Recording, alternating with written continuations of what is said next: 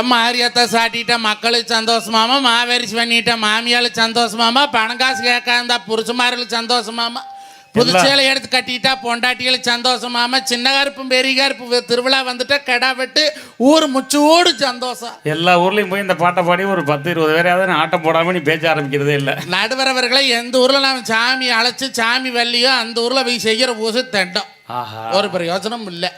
மாமனார் ஊர்ல ஒரு ஆள் கூட சாமி வரலையே. எங்க மாமனார் ஊர்ல சாமி எங்க இருந்தது?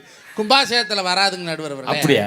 ஏன்னா கும்பாசயத்துல கட்டி வச்சிருப்பாங்க. வெடிச்சு காத்தால கும்பாசயம்னா முந்தினா பொழுதோட சாமி இல்ல பூராமே கொண்டாந்து அக்னி குண்டத்துல வச்சிருப்பாங்க. அதை அந்த தங்க நூல் பிரிச்சு அந்த வெள்ளி நூல்ல கொண்டு எங்க கலசத்துல தண்ணி ஊத்தி அது மட்டும் இல்லாம அருள் யாருக்கு வரும்னா நல்ல வெள்ளேந்தியான வெளிப்படையான உள்ள அன்பு உள்ளவங்களுக்கு மட்டும்தான் அருள் ஈஸியா வரும். அப்படியே இறுக்கி வச்சுக்கிட்டு இரும்பு மாதிரி உட்கார்ந்துருக்கவர்கள் அருள் வரவே வராது. புதுக்கோட்டை விடுதலை உள்ள மக்கள் பூரா வெள்ளை உள்ளம் படைத்தவர்கள்.